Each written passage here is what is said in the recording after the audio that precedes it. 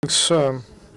Good afternoon. We'll continue our working day. Now we'll speak about the role of volunteers in this conflict, which is in the east of Ukraine, and this we'll get a weekly update about the situation in ATO. We will have leader of charity fund Povernys Zhyvym, Vitaliy Dainega, coordinator of that charity foundation Olga Kobylinska, and volunteer of main military clinical hospital Iryna Soloshenko.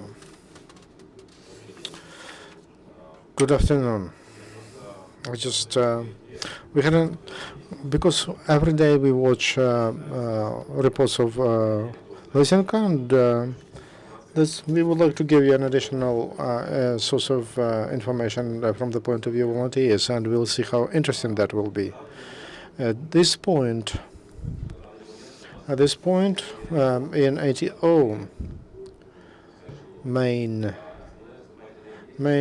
offense activities are happening from separate in near the parts, and we have our forces in offense near from Mariupol.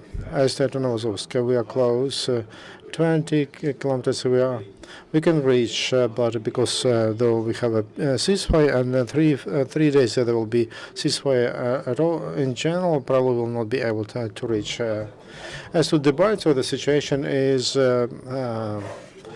much worse because there was an effort of Russians to create an encirclement, and they started to use aircrafts, and there were effects of Su-25. Those are fighters and guided bombs. They use them. The situation is as follows, and those towns like Uglegorsk, they took them away from us. So Uglegorsk, and we have only one checkpoint, and they are heroes there, and they stand there. And also there is an offense against Rytkobov and Olchovach and all those settlements or towns, villages. Recently they were under the control of armed forces of Ukraine. The biggest problem in Debaltseve is with Loginovo, small town, which is under control of probably by no one. There's a group of separatists that were able to stay there, but it's on the road between Debaltseve and Artyomovsk. So it's a serious problem for transport for our equipment. There were shelling grants system upon it, and on Debaltseve, Artyomsk, there are separatist tanks of separatists, and they were hitting them. But if they get to that place, it means that the potential for encirclement is there. A week ago we didn't have it, and it's correct that our armed forces started to start an offense to Azovsk, because separatists they got together into one force, and they took the rest of the forces from the whole front. And as to intelligence, they were moving. They don't have reserve in their rear, so they're moving from their forces from one part to the other, and they created that pressure. They weakened their flanks, and now we started an offense to Novozovsk. What does it mean? In 3 days we will have a ceasefire according to new Minsk agreements. It means that probably the Debaltseve will be under our control, and Novozovsk probably will be under control of separatists. Now there will be a week of tough battles. I don't believe that there will be a ceasefire from the other side, at least according to the agreements. So this is what we see. What else can I say about the situation? That we'll have a ceasefire. That's very good. We'll have truce, because we needed to run one more wave of mobilization. If we didn't have this ceasefire, we would have to mobilize the guys who are not trained well. We would have to throw them to the front. In March, we needed to demobilize all those who were mobilized during the first wave. So the task of the society is to get united and to help this new mobilization to take place and to understand Minsk agreements and to provide as well to our armed forces. It will not be the end of the conflict, but it will be just a break, and the enemy will pull up its forces to start attacks. And in several months, and the battles for the Balts will renewed. And on our hand, we need to run this way of mobilization. We need to equip them and to train them and to be ready for the new offense. And it's very important to repair equipment. Many people say that under the Balto they say the other side is becoming weak, but they have very serious reserves, and they have more equipment than enough, and they have a problem with infantry, and because they were pulled to the Balto. If Russia wants, they would could move additional reserves of infantry, and this is during our wave of mobilization.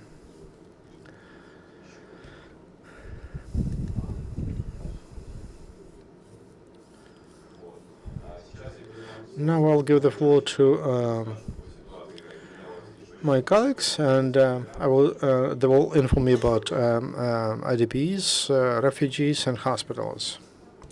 Good afternoon. You see that hospitals, and many of the hospitals, you will be surprised with those numbers. They are very small, but those numbers in Kiev we have 52 wounded, in Irpin 31, in Odessa 47, Lviv 48, in Kharkiv 61, in Vinnytsia 41, in Dnipropetrovsk 34. This is only about military hospitals, so these are armed forces of Ukraine, and these are just wounds, light wounds, or the information we have from yesterday. A lot of hospitals, and that is hospital in Minchkov, they receive guys, wounded soldiers, and we don't know exactly the number. Also, we have National Guards, and they are treated in their own hospital. And also there are bodyguards, they have their own hospital. All the wounded who come for the second, third operations, surgery, because especially they needed to spend a couple of months at home, and they return back. They're not considered to be wounded, but as patients. That's why we have such statistics. Also, there are hospitals. How this system is working, you know that a lot of volunteers who take wounded from the battle, and we know many of them, they bring them to district hospitals, and there are doctors, military doctors in Selidovo, Dmitrovo, Chernoarmeysk, Kurachovo, Kramatorsk, and so additional groups of doctors, military doctors, came to those local hospitals, and we deliver wounded there. And also doctors send their requests what they need to help the wounded. The needs, our needs, because there are big battles, and we need blood stop and also blood replacement, replacing medicine. They can stabilize the situation when there is a big loss of blood. So we need to use simple things like natrium chloride just to fill the system, blood system. That's why a lot of requests. And if you wanted to help, those who wanted to help, you can get to our page on Facebook, and we publish the needs in Kiev Hospital, and also those wounded soldiers who ask us to provide the assistance. And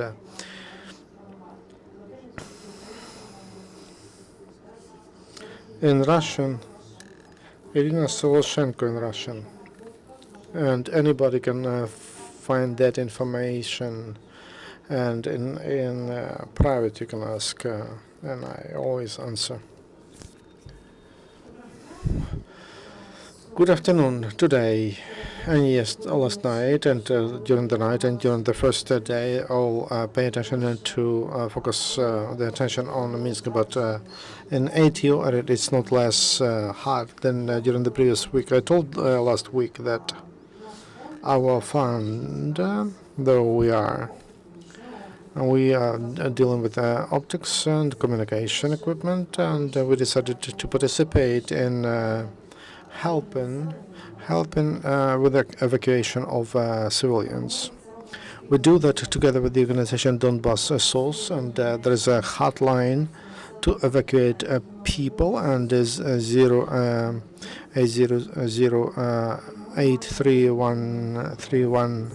Because of that line, we have operational information about the situation with civilians on occupied territories and on pre-front zones or areas. You know that on the 12th of January, the Security and Defense Council introduced 7 checkpoints, transit points, through which you entry-exit points from occupied territories, or 2 occupied territories. Here we have these 7 corridors in different colors. What does it mean? That those corridors that like Luhansk, Shastya, Novaydar, Luhansk, Stanitsa, Luhansk, Shiroka, in Luhansk region, and Debaltsevo, Artem in Minsk, Novosibirsk, Krasno, Azovsk, Talkivka, Mariupol. At present, they are not working. So there is no entry-exit of civilians, and they are open only for military transportation. So, in fact, civilians in ATO area, they are locked on that territory. Residents of Shastya, they don't demand to be evacuated. They got used to live in their cellars. So, and practically there is. There are only 3 corridors: Orlov, Artemsk, Donetsk, Kurakhova, and Donetsk, Mariupol, through Volnovakha. Those are operational corridors.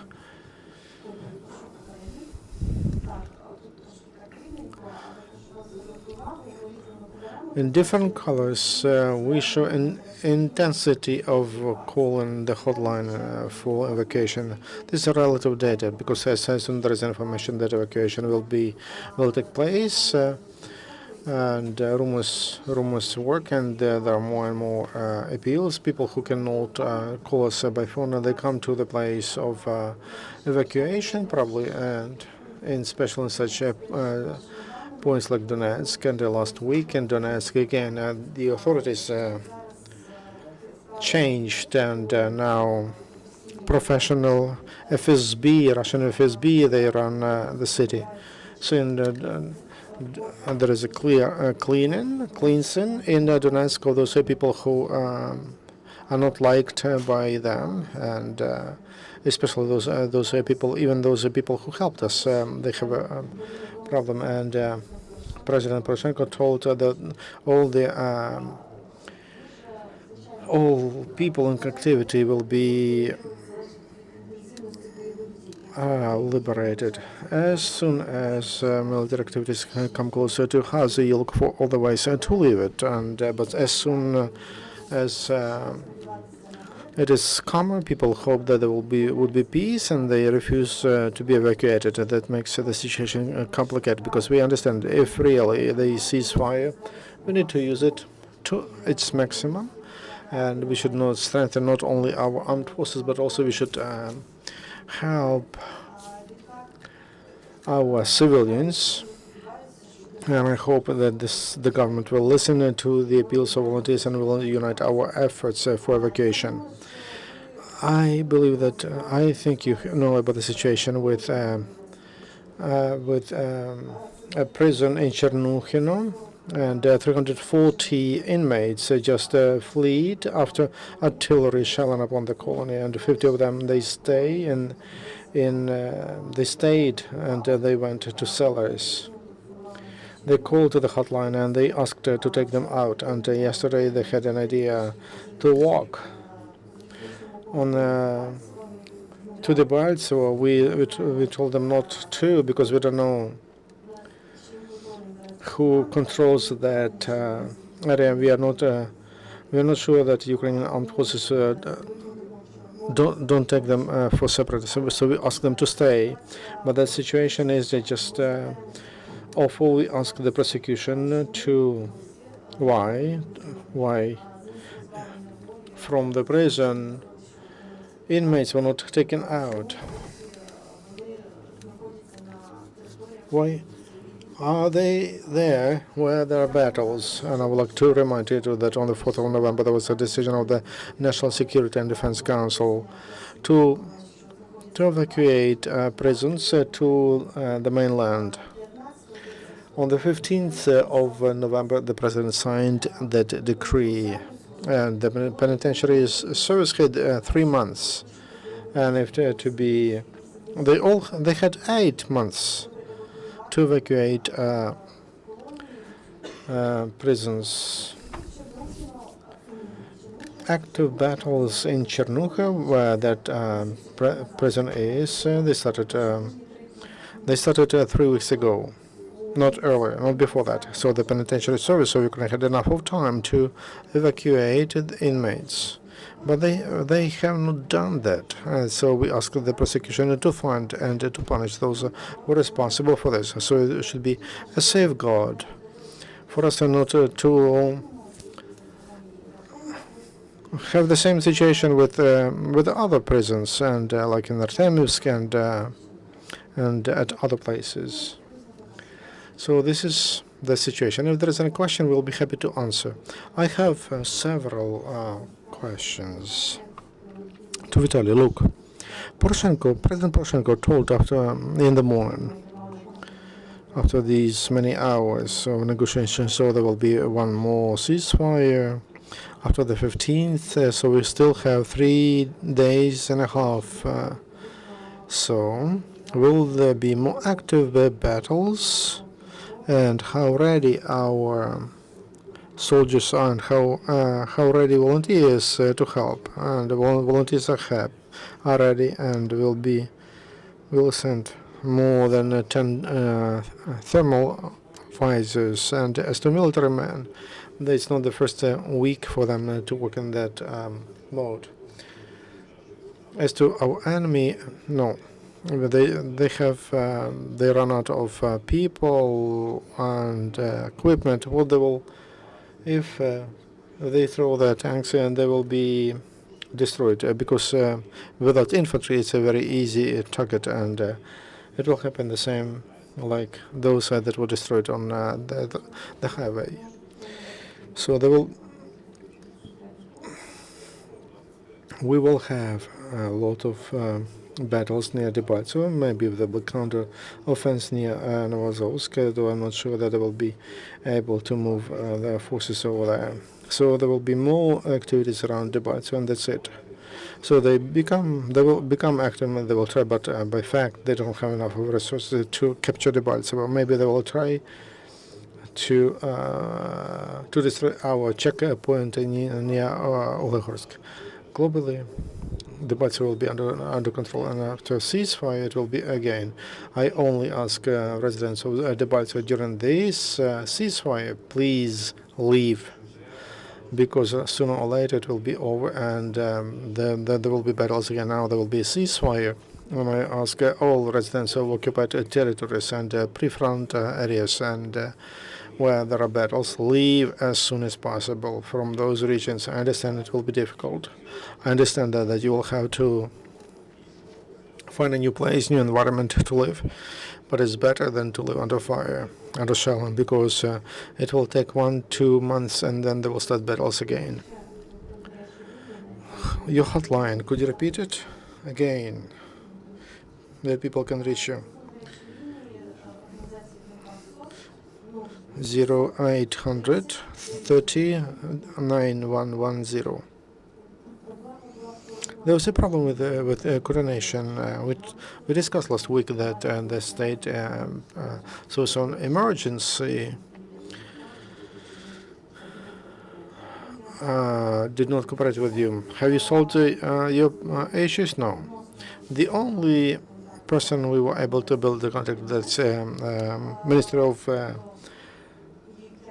Ministry of or the Service on Emergency. So those volunteers bring people. We bring people to emergency service, and then they try to place those people around Ukraine. The government did not contact us, so we have no coordination. So we still hope, especially during the ceasefire, that we'll be able to solve the issue of ADPs.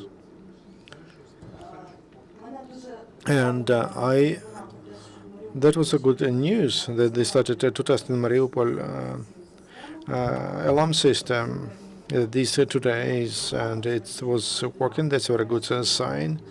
Finally, after 1 year of the war, we started to think about civil defense, but it's only in Mariupol. And I had a meeting with volunteers from Lysychansk, and the city, which was under occupation for several months, and it was under bombardment. And people asked to speak to Ministry of Emergency and to Security and Defense Council just to build the alarm system or to fix it, because when there was a bombardment, they spread information by using mobile phones. You can imagine there were situations in Lysychansk where local people did not reach shelters. We don't speak about, I speak about shelters and not about cellars, not about shelters, and they are not adequate. Our shelters are not adequate to receive people. So there were situations when people died on the way to cellars, and that's awful in the country where we have the war for a year and it is not solved. As to evacuation, the problem, how to evacuate people from frontline and pre-front locations. People who live on occupied territories, what should they do? Officially, evacuation is not taking place from the territory where we have battles. We don't have green quarters there. People from Luhansk region, they're trying to move through Izvarino to Russia and then through Kharkiv region to come to Ukraine. And I told you about that when they leave, they don't put any sign from Ukraine migration service, and when they enter Ukraine, they have to pay a fine, 400 hryvnia, that they left the territory without permission of migration service. That's the issue which was mentioned in migration service. We don't see that they solve the issue that population people call us and they would like to leave, but as long as there are battles, it's impossible to do because we risk their life. Yesterday we spoke on the issue of inmates who are in Chernihiv, so they hide. We spoke to General Staff, and they told us it's of course it's a fault of the penitentiary service that they're still there. They told that in Chernihiv we have a line of children and old people and women, and request from 50 inmates who will be the first among these groups of people. Also, we have information that those inmates who left the territory of the prison, separatists killed them, and those bodies were brought back to the territory of the colony, and they informed their relatives that was done by Ukrainian armed forces. So we don't know the number of them because the connection is very bad. So we cannot give you numbers, but it's not one.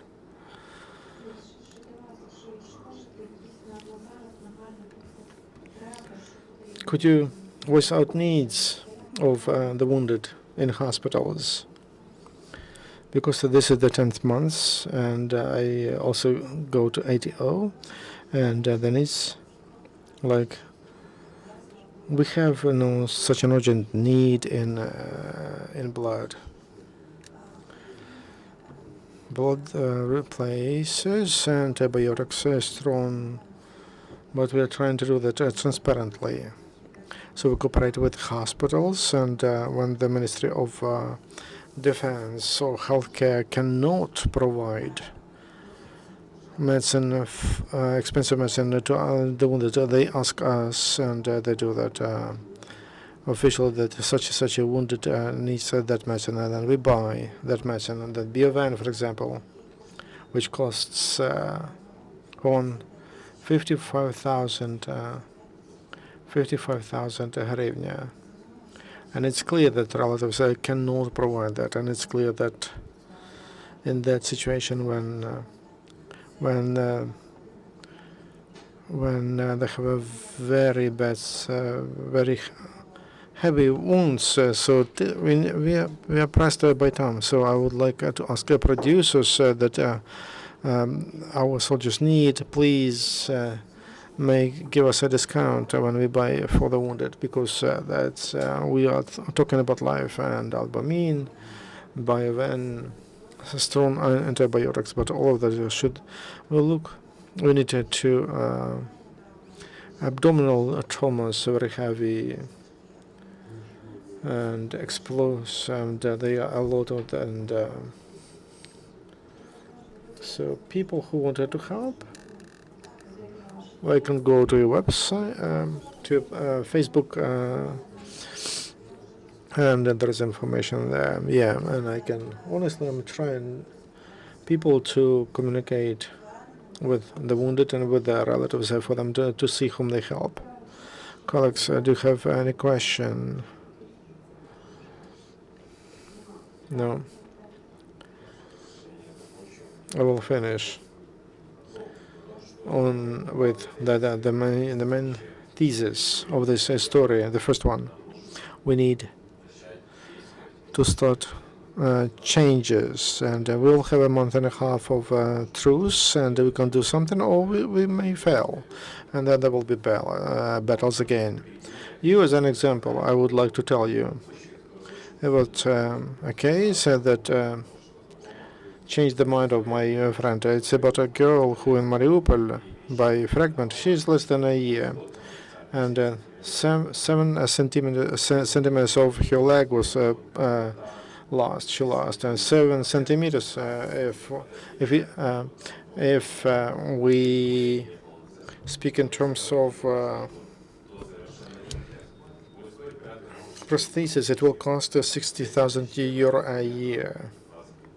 And it's about 20 thermal visors that could prevent that. So now, this conflict will not be solved military, but military, it can be hold in those in the scales we have, and separate shooting from Horlovka, from on Horlovka from on Kramatorsk from Horlovka. Then if they move to Kramatorsk, they will shell upon Kharkiv. Then we need to help now our armed forces, and then we'll have to